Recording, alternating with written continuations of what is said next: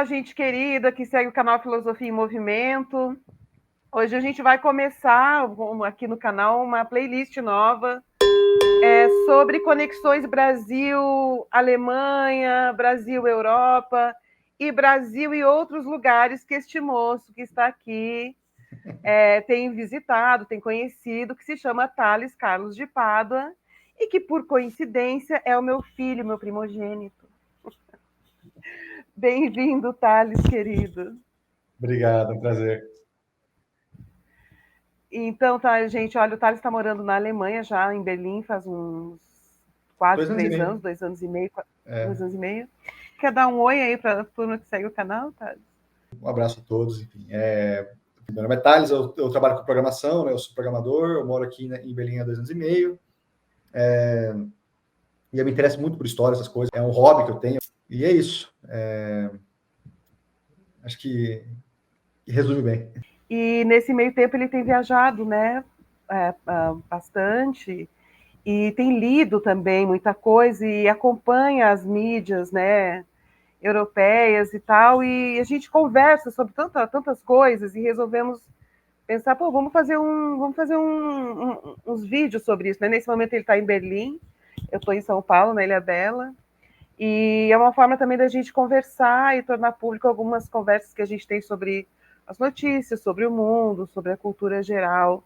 E esse primeiro vídeo a gente resolveu fazer tendo em vista um livro que conecta Brasil e Alemanha, que eu acho que é o primeiro livro que conecta Brasil e Alemanha, que é o do Hans Staden, do Duas Viagens ao Brasil. No Brasil ele é chamado Duas Viagens ao Brasil, mas o nome desse livro na Alemanha não é esse. O nome desse livro na Alemanha é Uma História Verdadeira. Parece uma história ficcional, mas ela é assim, eles entrando em contato com outro mundo, outros povos, aventuras como se fossem intergalácticas, interplanetárias, só que naquele tempo era intercontinental, né? O Hans Staden, ele era um mercenário, né, alemão.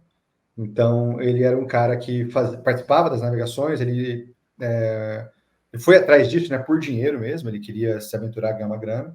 E aí ele fez 2 viagens para o Brasil, né, por isso que eles chamam Duas Viagens ao Brasil. A primeira viagem que ele fez foi com os portugueses, e aí ele narra também no livro essa primeira viagem dele, que deu tudo certo. Eu acho sempre muito incrível como que as pessoas se arriscavam e se aventuravam dessa maneira. Para mim é um negócio muito... É como você falou, é como para o planeta.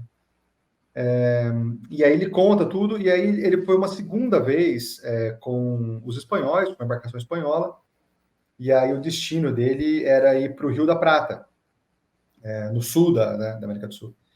Então, os espanhóis nessa época eles estavam em busca de ouro, né? Porque o Brasil ainda não era muito explorado nos minérios, né? Era mais pau-brasil, plantavam cana-de-açúcar, mas os espanhóis sempre quiseram muito procurar ouro, e eles ouviam que tinha ouro no Rio da Prata. Deixa eu só fazer um parênteses, para quem está chegando no vídeo, que não sabe do que se trata, falar, um livro tão antigo.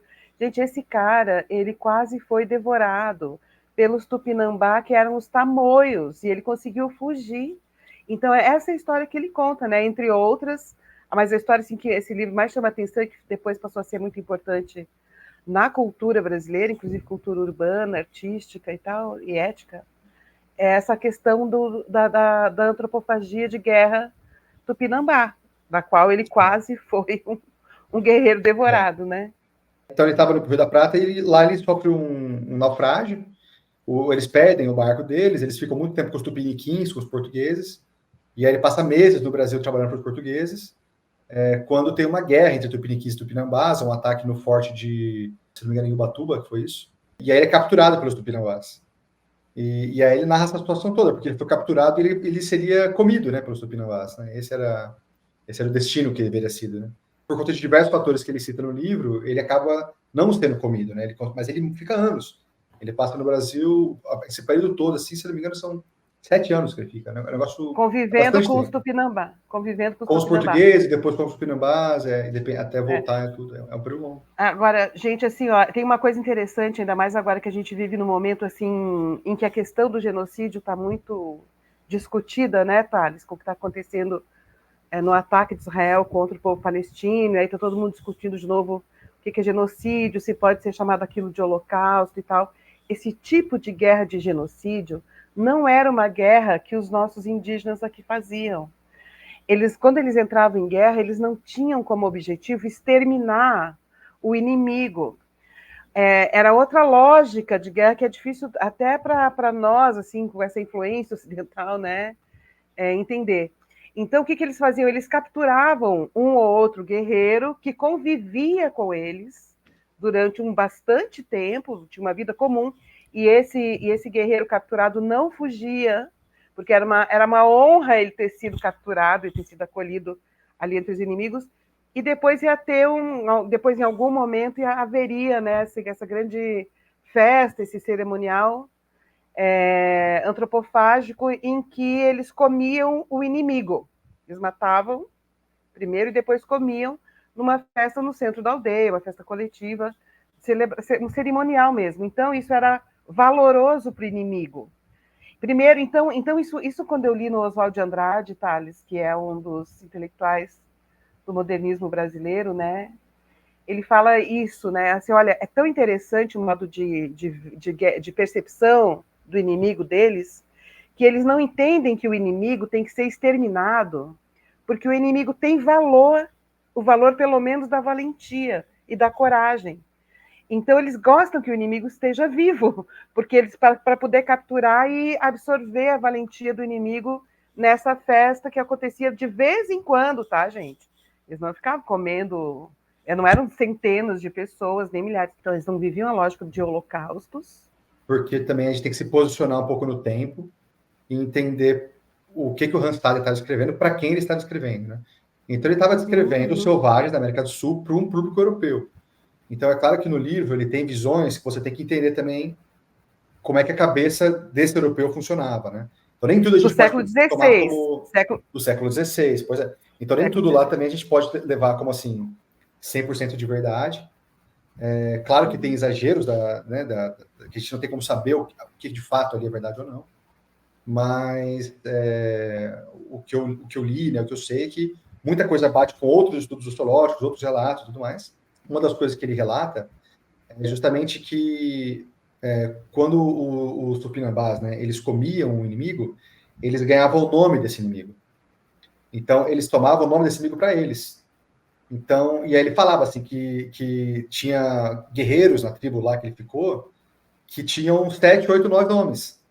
Então, enfim, ele fala isso, né? Que de fato ele ficou capturado por bastante tempo e que os índios tinham, né? Eles ganhavam os nomes, eles pegavam para si o nome dos inimigos que eles comiam, né? Não como trocavam o nome, mas eles somavam. Então, quando eles se apresentavam, ele falava, eu sou fulano, ciclano, beltrano, né?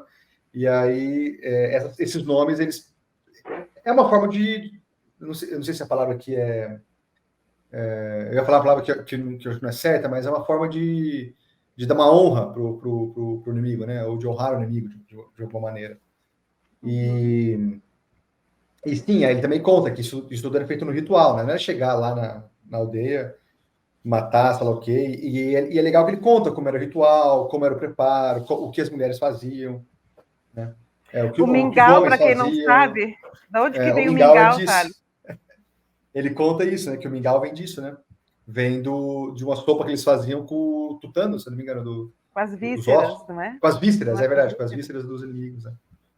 E isso é uma coisa muito legal do livro também, porque eu não sei, para mim é uma coisa que também eu nunca.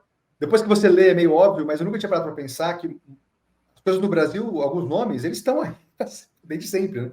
Então, por exemplo, ele cita Ubatuba no livro, tem uma hora que o Hanstaden fala das penas, né, que os indígenas usavam e tudo mais. E ele fala que é do pássaro Guarapiranga, eu lembro da represa de São Paulo, Guarapiranga. Então tem muita coisa. Próprios Tamoios, né? Tamoios, além dos Tamoios, que é a rodovia aqui do litoral. Mas não é que um português decidiu falar, não, vamos chamar isso aqui de Ubatuba. Não. Esse é o nome que é carregado antes do Brasil. Né? Do Brasil ser Brasil, né? Nesse sentido. Uhum. Como que ele conseguiu escapar? Como que ele conta? Porque existe uma fofoca de que ele escapou porque os índios ele ficou com muito medo, que ele começou a chorar desesperadamente, urinar e não sei o quê, que eles falaram, não vamos comer, é muito covarde. Essa é uma fofoca que circula, mas a história que ele conta é outra, né? A história que ele conta é outra, e a história que ele conta, na verdade, ela não é uma história, não tem um fator único de por que ele escapou. Ele passou muito tempo com os povos indígenas, com os tupinambás. Só para contextualizar um pouco também aqui, tá? Os tupiniquins, eles eram aliados dos portugueses, e os tupinambás, eles eram aliados dos franceses. Porque nessa época os franceses faziam muita pirataria na América do Sul, né? Então os franceses vinham e eles usavam da rivalidade entre as duas tribos para, enfim, dominar o lugar, vamos dizer assim, né? Para ter eles vantagem. Tinham interesse numa terra que era meio terra de ninguém, eles tinham interesse em ocupar. O que aconteceu foi que teve esse encontro português e o Hans Staden disse que ele foi muito contra. Ele falou: se isso acontecer, o meu Deus vai te punir. E de fato as pessoas ficaram muito doentes. E essa pessoa que estava cuidando dele morreu, ele e vários familiares. E aí ele começou a falar pro povo assim: olha, tá vendo? Foi o meu Deus que te puniu. Eu consegui fazer isso. E aí ele falou que o povo começou a achar esquisito. Acharam estranho de primeira, não sabia muito o que fazer com ele, passaram ele para outra pessoa responsável, sei lá o quê. E aí teve um outro acontecimento um tempo depois que estava tendo uma tempestade no barco, não sei o quê, ele começou a rezar: Deus, pelo amor de Deus, Jesus me salva. E isso que a tempestade passou. Essa é a história que ele conta, né? Ubatuba é uba-chuva, né? Chove muito.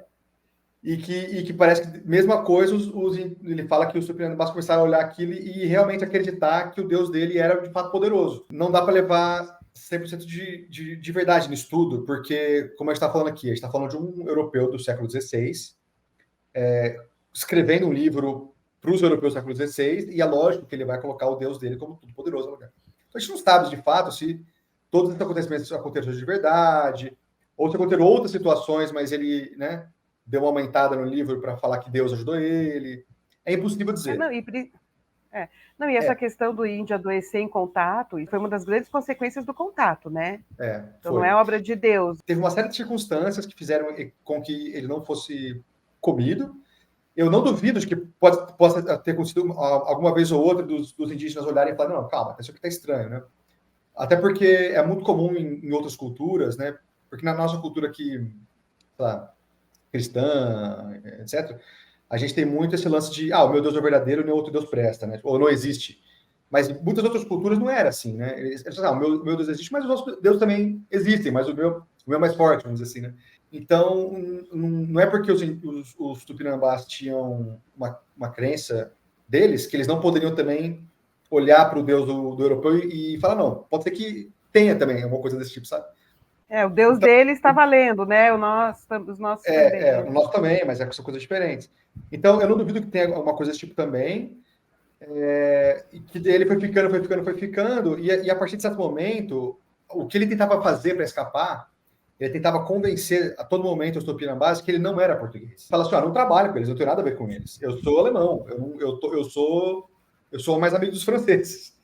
E demorou muito para os tupinambás aceitarem isso. E aí ele finalmente conseguiu escapar quando tinha um francês que ficava no Brasil entre os tupinambás. Eu não sei, acho que não se sabe muito sobre ele, mas devia ser algum náufrago ou do Degredo, né, que ficou por aqui. E ele ferrou, o Hans conta que esse cara ferrou ele no começo, e que ele falou assim: come, não tem nada a ver com esse cara, não. Mas que a partir de algum tempo ele começou a falar assim: não, tudo bem, vai, esse cara é legal, não sei o quê. E eventualmente eles, né, no fim do livro, ele consegue convencer os tupinambás que ele é amigo dos franceses. Eles não querem liberar ele, aí ele conta uma última história de que ele foi no barco e os tupinambás foram atrás dele, que na hora aconteceu alguma coisa também, uma ventania, caiu, uma coisa, que também ele põe o negócio de Deus no meio, que Deus salvou ele naquele momento. E que eventualmente ele fala assim: bom, tá bom, vai pro navio dos franceses, some daqui, eu não quero mais saber de você. Então, eventualmente, eles aceitam que ele vai embora junto com os franceses. Mas enfim, não tem um motivo, assim, pelo qual ele escapou. O que me parece é que teve uma série de fatores que ele deu muita sorte, assim, ele foi muito sortudo. Lembrando que o Bispo Sardinha não teve essa sorte, né? O Bispo Sardinha foi um dos que foi devorado mesmo, né? E na Alemanha esse livro circula, eu sei que esse livro foi um best-seller, né? Na época foi um best-seller. Na época foi, e foi traduzido para várias línguas e tal. Esse livro ainda tem edições novas dele na Alemanha hoje? Eu não sei se hoje ele é um livro assim, que as pessoas têm no imaginário, Mas, por exemplo, se você coloca... Eu estou na Amazon aqui da Alemanha, né, nesse momento, na outra tela aqui. Se eu pesquiso na Amazon aqui, eu consigo comprar esse livro em alemão. Não tem muitas avaliações assim na Amazon, então me leva a crer que é um livro que ainda existe, mas que não está mais assim no imaginário das pessoas, sabe? Acho que é uma coisa que se perdeu o interesse. Mas de fato, para a época, foi um livro muito famoso, porque todo mundo tinha curiosidade para conhecer o Novo Mundo, era um negócio muito diferente, né? Esse livro também, se eu não me engano, ele é o primeiro ou um dos primeiros que falam do nome da Terra. Um livro, né, que está escrito Brasil no livro. E também o primeiro, um dos primeiros que chama América de América, né? Então, é um negócio era muito novo, assim. Claro, registro de cartas, né, e tal, mas de livro mesmo, assim. Posso estar errado de falar que é o primeiro, mas eu sei que, se não é o primeiro, é um dos primeiros que citam nominalmente o Brasil. E é engraçado, né, porque de fato, essa conexão do Brasil com a Alemanha logo de primeira, assim, logo de saída. E quando a gente pensa na relação Brasil-Alemanha, a gente pensa século XIX, os colonos, né? A gente não pensa uma coisa dos primeiros anos de colonização, do processo colonizador, né? Então, E assim, os alemães não eram né, não faziam, assim, as navegações, né, nem nada disso, mas era comum, igual o Randstaden, de ter pessoas mercenárias, né? Eles viam, e aí você tinha pessoas da Europa toda, né, que faziam isso. Uma coisa também que a gente não citou aqui, o livro não foi escrito pelo Randstaden, na verdade, né? O livro foi escrito por um médico, que o Randstaden era amigo dele, esse médico era amigo do pai do Randstaden, era próximo ao pai dele, porque o Randstaden, apesar de saber falar vários idiomas, ele sabia falar, né, Tupi-Guarani, ele aprendeu a falar aqui. Então, ele falava vários idiomas, mas ele não era muito letrado, né? Então, quando ele voltou para a Alemanha, ele pediu ajuda para esse médico escrever esse livro para ele. Então, o livro começa com o prefácio desse médico, depois ele conta a primeira viagem dele, ele conta a segunda, e o livro termina com ele falando bem solto, assim, sobre como era a fauna no Brasil, como eram os animais no Brasil, como era a flora, né, no Brasil, o que eles comiam, o que eles bebiam. Então, ele tem uma sessão, o final do livro é meio uma sessão de curiosidades, assim, vamos dizer, sabe? É interessante também. Exemplo, dá uma curiosidade que você achou legal. Ele fala do tatu, por exemplo. Ele fala assim: nossa, o tatu é um bicho muito esquisito, ele se enrola, mas a gente comia bastante. Enfim, ele tem. Eu tô até com o livro aqui, ó, para quem tiver curiosidade. Mas eu vou abrir Tem os aqui. desenhos aí também, né? Tem, o legal é isso também. Isso é muito legal também, porque esse livro é ilustrado e as ilustrações são as ilustrações da época. Ó, vou colocar aqui, então, por exemplo, ó. Aqui é quando eles dão o golpe. Peraí, cadê? Aqui, ó, estão colocando a cabeça. Estão colocando a cabeça da pessoa aqui desse lado, tá vendo? Uhum. E aqui desse lado aqui é quando eles amarram a pessoa. Essa aqui, ó. Eles amarram a pessoa e dão o tacape na cabeça ali, né? Então, tem todas as. Aqui, eles comendo aqui o mingau, que você falou das vísceras, né? Cadê? Aqui, ó. Tá vendo essa coisa no meio? E ele coloca aqui, tem ó. Criança, né, aí, né? Tem, as crianças comiam. Tem, as crianças participavam. Então, você tem várias coisas, assim. E aí aqui eu abri aqui, ele fala, relatório sobre alguns animais daquela terra. E ele fala dos veados, que são parecidos com os da Europa. Ele fala dos macacos. Aí ele fala o tatu, aí o tatu para ele estranhíssimo. Estranhíssimo. Eu achei engraçado que ele quando ele fala das onças, né? Porque tem a onça pintada e a onça parda, ele chama de tigres e leões. Ele não sabe a palavra, né? Tinha uma palavra, né, para onça, né? Que o europeu pudesse entender. Então ele chama dos tigres e dos leões do Brasil. Ele fala do gambá também, né, o saruê. Engraçado aqui também ele fala do bicho de pé. Então ele fala aqui, ó, sobre um tipo de inseto parecido com pequenas pulgas, chamado de tunga pelos selvagens. Então é o que ele fala. Ele fala que era muito comum ter bicho de pé, e que os índios, assim que eles pegavam o bicho de pé, eles tiravam, né, o bicho de pé, eles sabiam. Mas os europeus, tá coçando aqui, mas tudo bem. E aí que pior, ficava muito ruim, que fazia um buracão. E aí ele aprendeu lá com o Supina Basca que tinha que tirar isso logo e tal. Ele fala de morcego. Morcego é uma coisa curiosa também, que pouca gente sabe. Eu também descobri há pouco tempo atrás. Todas as espécies de morcegos que comem sangue são da América do Sul. Então, para eles, morcego que come sangue era uma coisa nova. E aí eles assustavam muito, porque ele estava lá na oca e de repente acordava e tinha um morcego comendo ele, assim, vamos dizer assim. Não é Então, comendo ele, né? Vamos deixar claro para o pessoal. O morcego, ele corta e fica lambendo o sangue. O borrachudo também, ele não suga. O borrachudo corta e fica... Pois é. Lambendo. E aí ele fala das árvores e tudo mais e tal. E no começo também é interessante, abrir um parênteses aqui, meio fora do assunto, mas que eu acho legal comentar também. A gente estava no Brasil conversando uma vez sobre o povo que é terraplanista e não sei o quê, né? Que, pô, como é que pode? Século XXI, as pessoas acreditarem em terra plana, não sei o quê. E é curioso que no começo do livro, uma boa parte do prefácio, assim, é o cara que escreveu, né? Que esse médico escreveu, dando argumentos para o leitor acreditar nessa história. Então ele fica todo mundo assim, não, essa história é verdadeira. Nessa história... na história do Hans Staden, que o Hans conta. E ele fala assim, não, porque essa história é verdadeira, porque tem prova, porque tantas pessoas vieram da Europa, que podem confirmar, que você pode falar com fulano, tem o seu ciclano, Beltrano, esse livro de 1550, tá? E aí o cara fala assim, ó, tal qual a Terra é redonda, e não há questionamento sobre a Terra ser redonda, e pode ser provado cientificamente que a Terra é redonda, tudo que está escrito nesse livro também pode ser provado cientificamente. Aí ele fala assim, uma pessoa mais ignorante da Europa pode até duvidar do que está escrito aqui. Assim como os ignorantes do passado também achavam que a Terra era plana, porque eram ignorantes. Século XVI, tá, gente? Pois é, aí eu pensei assim, pô, eu tô lendo um livro de 500 anos atrás e, e a gente estava tendo uma discussão algumas semanas, pessoas hoje ainda. Voltando, né, hoje nessa questão. Mas ele fala, assim, por exemplo, eu estou aqui com o livro aberto, tal qual os eclipses são calculados com séculos de antecedência, os cálculos são exatos. Aí ele fala que os fundamentos corretos das conclusões da ciência nos permitem medir quão grande a distância entre a Terra e a Lua. Você pode calcular curvatura, o tamanho e a dimensão da Terra. Então ele fala umas coisas assim, sabe? É meio desconexo do livro, mas ele fica meio sendo prolixo para fazer um comparativo do que, olha, dá para provar tudo isso aqui hoje, e tudo que está no livro dá para provar também. Mas eu acho que ele não está sendo prolixo, tá? Eu acho que eles estão... É um período, assim, que eles estão construindo, de fato, um outro momento, outro mundo, um mundo novo. Então, isso é curioso, sabe? Ter, ao mesmo tempo, um prefácio que defende as descobertas da ciência moderna para falar de um texto que conta de um outro mundo na Terra. Que é esse mundo dos selvagens. Tem um trecho também que eu estava na cabeça e eu bati o olho aqui também, porque nessa época, assim, né, pô, se eu estou navegando, como que eu estou em pé aqui e a pessoa do outro lado do mundo não cai, né? Vamos dizer assim, porque não tinha, né, essa conceito de gravidade, né? E aí ele fala, assim, ó, que está falando da ciência e tudo mais, ele fala, ó, o mesmo vale para Santo Agostinho e Firmiano Lactâncio, dois santos muito sábios, e ao lado da teologia, homens que se sobressaem também nas belas artes. Eles duvidam e não querem reconhecer que podem existir antípodas.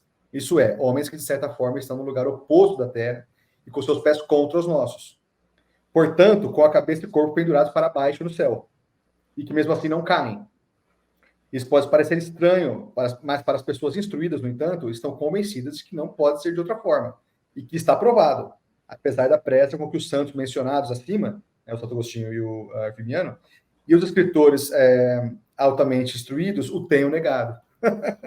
E ele vai escrevendo esse tipo de coisa. Esse trechinho da abertura é bem curioso, assim, para capturar um pouco do que estava rolando nessa época, né? O espírito do tempo. O Zeitgeist.